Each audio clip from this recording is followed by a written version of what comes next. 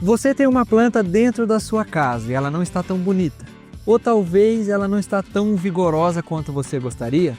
No Ganhando Futuro de hoje, o assunto é sobre plantas de interior e como melhorar a aparência delas para você, dona de casa. Então fique com a gente.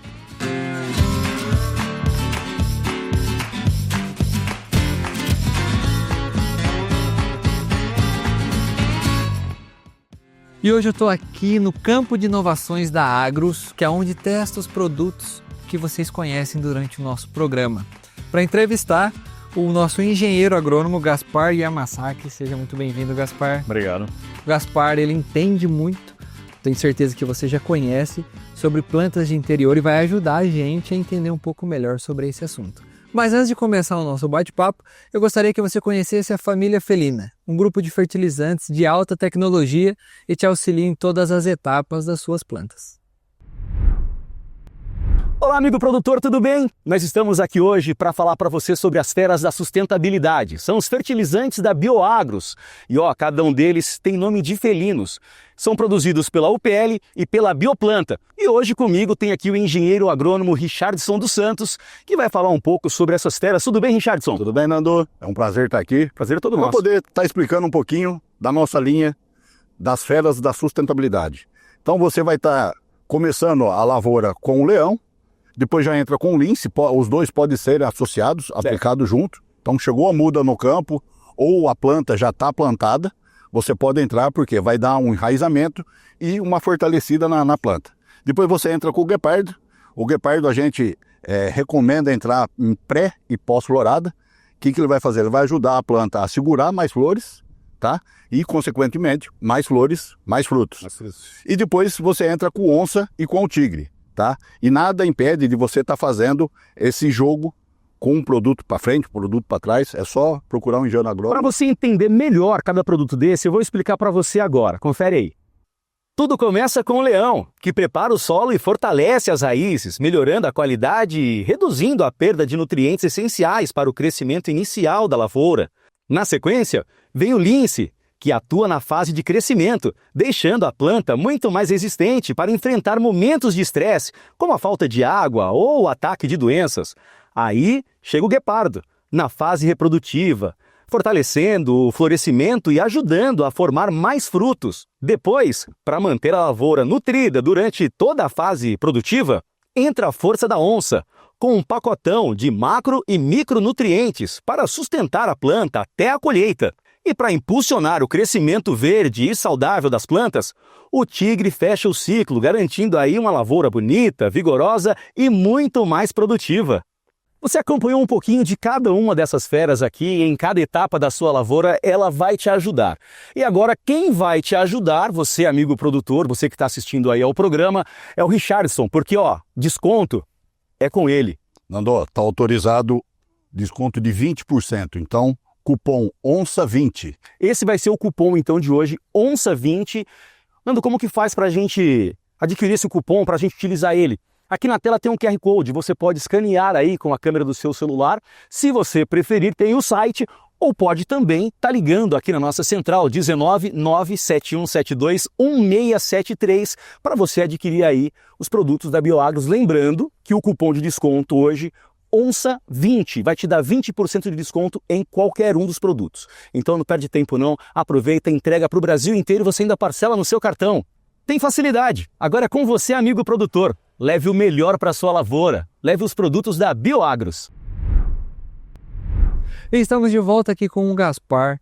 E Gaspar, qual dica aquele iniciante que vai começar alguma plantinha dentro de casa, alguma planta no vaso, precisa saber?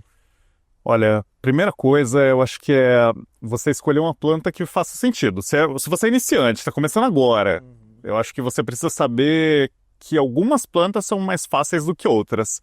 E aí o ideal é você tentar começar por aquelas plantas um pouco mais fáceis. E conhecer um pouco sobre aquela planta, né? A gente sempre precisa saber do que aquela planta precisa. Porque algumas plantas precisam de mais sol, muito sol direto, outras precisam de menos, outras são mais de sombra. E se você não sabe, às vezes você coloca a planta no sol, queima, ou então, principalmente, as pessoas pegam uma planta de sol, colocam na sombra E aí essa planta não vai para frente, é um problema bem grande, assim. Mas essa questão da luminosidade, né, de acertar a luz, eu acho que é uma coisa essencial mesmo para se entender logo de início e começar por aquela planta mais fácil, né? Tem aquelas plantas, por exemplo, as amioculcas, que é uma planta assim muito boa para quem está começando mesmo, né? Porque ela é muito resistente, tem espada de São Jorge, são essas plantas mais suculentas, mais gordinhas assim, porque elas são mais resistentes em geral. E aí tem outras plantas também, que costela de Adão, assim, que seriam dificuldades mais médias, mas ela também é fácil, assim, relativamente fácil. Tem por onde começar. E adubação, imagino que é uma grande dificuldade também, quando nós falamos da dona de casa, né? Sim, a adubação é uma dificuldade, porque uma das coisas que acontece é que as pessoas não sabem que nutrientes que a planta precisa, né? Elas ficam pensando em nutriente por nutriente, ou então, às vezes, elas acabam comprando um adubo químico que às vezes só tem um nutriente, tipo nitrogênio, assim, a pessoa aplica, dá uma resposta inicial lá. Fica verdinho, bonitinho. Fica verdinho, ela isso aí. responde, Aí solta uma folhinha nova, assim, a pessoa pensa, nossa, que legal, então joga um monte daquele adubo para queimando a planta, né? Só que ela esquece que a planta precisa de um equilíbrio de nutrientes, né? E esse equilíbrio é um ponto importante de se pensar e sempre procurar também em casa. Em casa a gente não consegue aplicar milhares de adubos assim na planta, né? Vários adubos diferentes, um para cada nutriente, né?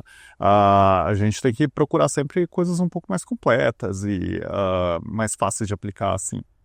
E geralmente o pessoal planta em um vaso e deixa naquele vaso ali, não mexe mais. Dependendo da planta, a gente precisa fazer essa transferência também. Sim, Na verdade, praticamente toda planta, né, que a gente cultiva dentro de casa, a não ser assim, se você plantar uma alface, por exemplo, numa hortinha, aí não é ideia a gente ficar trocando ela de vaso. Você já vai plantar no vaso que... Opa, você já vai plantar no vaso que é do tamanho final, né?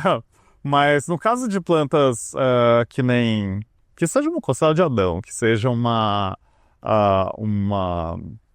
aglaonema, ou então alguma outra planta, ou uma samambaia mesmo, geralmente a gente começa com um vaso menor.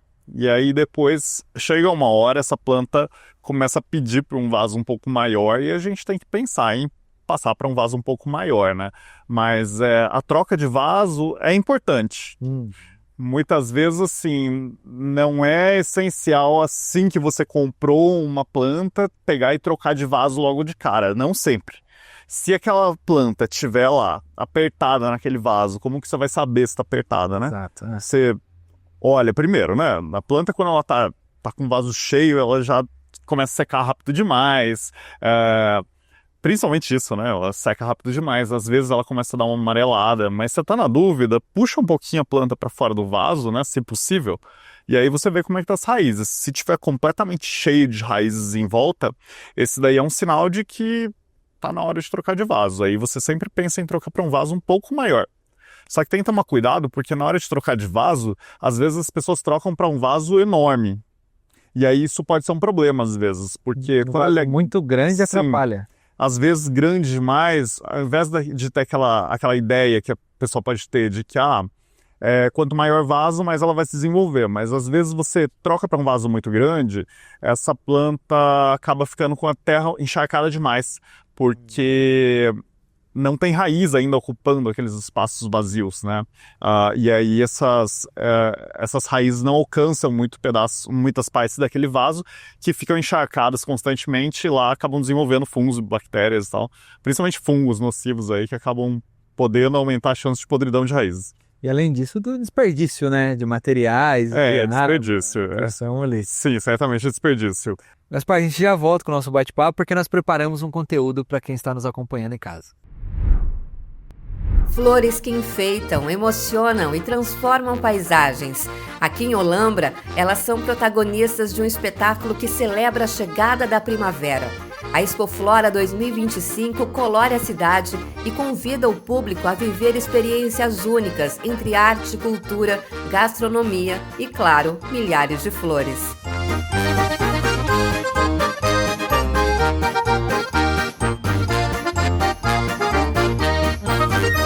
A A mostra de paisagismo é um dos grandes destaques. São 18 ambientes exclusivos criados por profissionais renomados que unem inovação, bem-estar e sustentabilidade. Cada espaço desperta emoção e memória afetiva, da casa da avó aos jardins sensoriais, passando por refúgios de descanso e convivência. Esse ano nós temos várias atrações, além das já existentes, como mostra de paisagismo, exposição de arranjos florais e além das danças.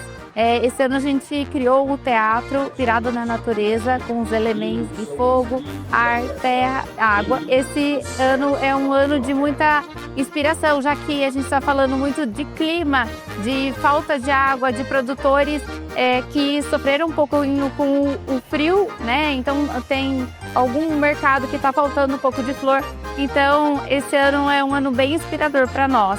A grande novidade este ano é o espaço de lançamento, que apresenta novas espécies em vitrines iluminadas como verdadeiras obras de arte. São mais de 200 mil hastes de flores de corte, renovadas a cada semana, criando cenários que se transformam em poesia visual. E quando a música começa a tocar, todo mundo se reúne para assistir a um dos momentos mais aguardados, a tradicional chuva de pétalas.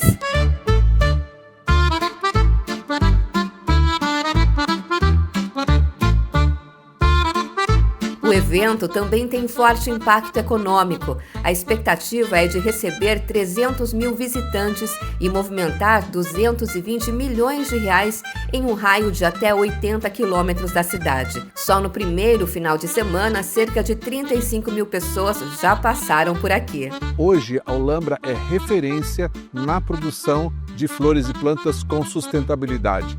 Praticamente 100% da água é reciclada e a energia utilizada na produção de flores e plantas é em grande parte baseada na energia solar. Então isso realmente são dois bons exemplos de produção sustentável. Olha, é um mercado que está crescendo constantemente, mas basicamente porque a produção está cada vez melhor, maior e mais constante. Então isso faz muita diferença. E hoje um grande diferencial é que as flores e plantas elas estão mais disponíveis no mercado. Então você encontra flores e plantas em várias regiões, nos supermercados, nos garden centers, nas floriculturas e pela internet. Então o consumidor consegue encontrar as flores e plantas, mas compra, gosta, porque são flores e plantas de boa qualidade e volta a consumir. Então isso tudo ajuda muito a aumentar o mercado. Arte, cultura e natureza se encontram na Expoflora, reafirmando Olambra como a capital nacional das flores. Um espetáculo que encanta os visitantes e celebra a vida em cada detalhe. O evento segue até o dia 28 de setembro, sempre de sexta a domingo, aqui em Olambra, no interior de São Paulo.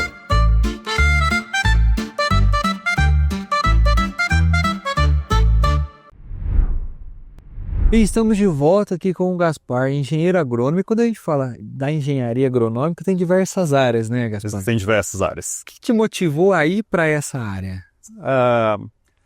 Na verdade, assim, meu avô era engenheiro agrônomo, né? Não, engenheiro agrônomo não, desculpa. Ele era produtor. Ele era produtor de orquídeas, na verdade, né? Só que ele era dessa área agrícola, digamos. E só que minha família, assim, depois, né, acho que teve uma coisa dos japoneses também, que todo mundo começou a sair da agricultura e começou a tentar ser engenheiro e tudo mais, né. Meu pai é engenheiro mecânico, meu irmão também, aí todo mundo esperava que eu fosse para essa área, mas aí eu comecei a gostar dessa área, assim, vendo a produção mesmo do meu avô e eu acabei fazendo agronomia mesmo e, no fim das contas, é uma área que eu gosto muito mesmo. E Gaspar, qual é o maior desafio hoje trabalhando nessa área de ornamentais? Olha, o desafio é sempre a gente... Quando a gente fala sobre plantas ornamentais, plantas no jardim, ou então que seja jardim em vasos ou hortas domésticas, a gente está falando com o público que normalmente trabalha com outras coisas também, né? Trabalha com outras coisas, é de outras áreas. E aí, quando a gente vai falar com eles, a gente precisa ter uma linguagem que as pessoas consigam entender. Mas também, é claro, como agrônomo, tem que tomar muito cuidado para não transformar em outra coisa o conhecimento também, né? A gente tem que passar o conhecimento correto, só que com uma linguagem que todo mundo consiga entender. E para mim, esse é o maior desafio. Porque não é simples, né? A agronomia geralmente vem com uma linguagem toda, De forma alguma. assim, incompreensível, assim, e mesmo para os agrônomos, às vezes é difícil de entender. Às vezes. Sim, a gente vê que na nossa área, né, na agronomia, acredito que em todas também, mas na agronomia, a pesquisa trata o agro com uma linguagem, Sim. os técnicos com outra, o comercial com outra, e a gente fica no meio ali perdido, né? Sim. Como traduzir isso para quem está em casa de uma forma prática, mas não deixando de fora também o lado técnico. Não pode deixar de fora. E é aquilo mesmo, né?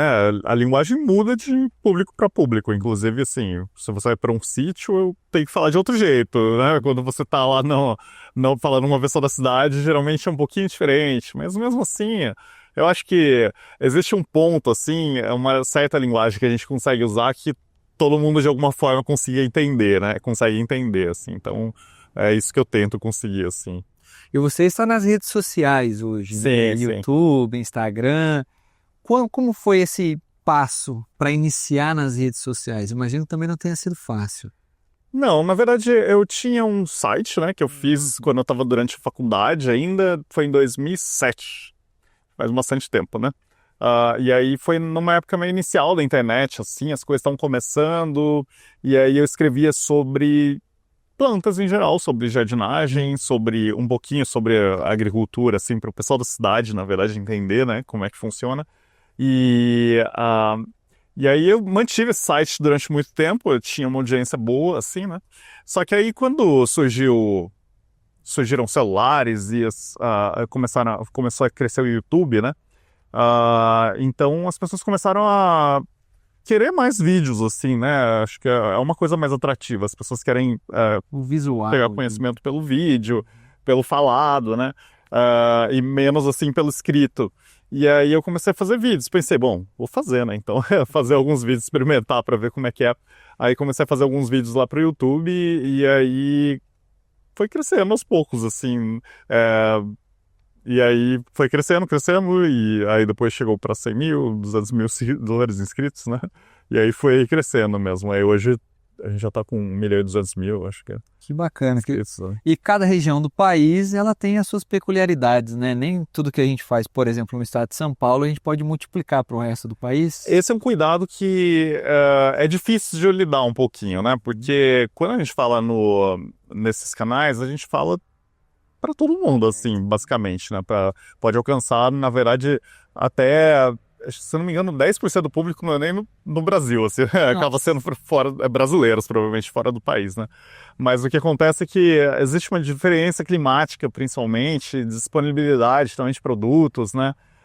Mas climática é uma coisa que pesa, né? Às vezes a gente tem que tomar cuidado com a recomendação, às vezes. Por exemplo, as pessoas falam, molhar tantas vezes por semana é suficiente, né? Só que aí você chega numa realidade do Centro-Oeste ou então lá do Nordeste, a realidade é completamente diferente, né? É o famoso depende, né? Sim, depende. Só que depende é uma coisa que as pessoas não gostam de ouvir, geralmente, né? Mas é uma parte do agrônomo que ela faz parte. Do vocabulário do agrônomo. Faz parte. Gaspar, a gente já volta com o nosso bate-papo, porque agora eu gostaria que você conhecesse um integrante da família felina que vai fazer a total diferença na qualidade aí da sua planta. E agora nós vamos falar para você sobre essa fera aqui, a onça. Em qual etapa da sua plantação ela vai entrar em ação, Richardson? A onça, ela já entra quando a planta já está estabilizada, já está na fase de produção, é isso? Perfeitamente. Ela vai entrar na fase de produção e ele pode também entrar logo no começo. Se o solo seu tiver um pouco pobre de nutrientes, você pode conseguir fazer a complementação junto com onça. A onça, então, ela é fonte de nutriente, tanto no começo, na primeira etapa da plantação, quanto nessa fase, por exemplo, nesse pé de café. Ele já está formado, ele ainda não tem o fruto, mas já é uma planta formada, mas se ela precisa de mais nutrientes para que ela cresça melhor, para que ela tenha bons frutos, a onça entra em ação. Perfeitamente. Ele é um complexo de micro e macronutrientes que vai ajudar a planta a estar absorvendo melhor, virando tudo em produção. Muito bem. Você, amigo produtor, que está precisando nutrir as suas plantas, confere um pouquinho sobre essa fera aqui. Vou mostrar para você. O onça é um fertilizante líquido com um balanço ideal de macro e micronutrientes. projetado para potencializar o desenvolvimento das culturas em todas as fases. Ele atua em processos metabólicos fundamentais como a fotossíntese, o sistema antioxidante e a síntese de proteínas. O Onça, nosso fertilizante da Bioagros, tem vários benefícios. Faz o balanço nutricional equilibrado, que favorece o crescimento vegetativo e fortalece a planta. Aumenta a qualidade e a produtividade com nutrientes que melhoram flores e frutos, garantindo colheitas mais abundantes e de maior valor agregado. Fortalecimento do metabolismo, impulsionando o desempenho da planta até a fase final da produção. Com a Onça, sua lavoura vai mostrar a verdadeira força da natureza. Essa é mais uma fera para você, amigo produtor, a Onça. E lançando aqui um cupom de desconto para você, ONCA20, mas você vai colocar ONCA, tá bom? ONCA20 sem o cedilha, para você ter 20% de desconto só nesse produto, Richardson? Nando, você pode adquirir qualquer produto, colocando o ONCA20, você consegue comprar qualquer produto com 20% de desconto. 20% de desconto, amigo produtor, para você turbinar a sua lavoura, ter uma lavoura de respeito. E são produzidos pela Bioplanta e pela UPL. Você sabe que pode confiar. E mais, você ainda pode parcelar as suas compras no seu cartão de crédito. Entregamos para o Brasil inteiro. Não perde tempo. Ligue agora, 19 97172 1673. E lembrando que o cupom de desconto hoje é ONCA20. Aí você coloca ONCA20 sem o cedilha. Não vai perder essa oportunidade de levar as feras para a sua lavoura e com 20% de desconto. Aproveita você também. Estamos de volta aqui com o Gaspar, mas infelizmente o Ganha no Futuro está chegando ao final. Mas antes da gente se despedir, eu gostaria que o Gaspar deixasse 3 dicas para você, dona de casa, trabalhar ali a sua planta. Olha, a primeira coisa é acerte na luminosidade. Tem que deixar a planta no lugar certo. Em segundo lugar, também conheça a forma de molhar a planta, porque tem plantas que precisam de mais água e outras que precisam de menos, e aí isso é importante. E terceiro, não pode deixar de adubar mesmo, né? Sem adubo, a planta não vai se desenvolver bem em lugar nenhum mesmo. Precisa adubar. A gente precisa comer e a planta também, né? Também. Gaspar, muito obrigado pela sua presença aqui conosco. Obrigado pelo convite. Muito obrigado pela sua companhia. O Ganhando Futuro vai ficando por aqui e eu aguardo você no próximo programa. Grande abraço e até mais.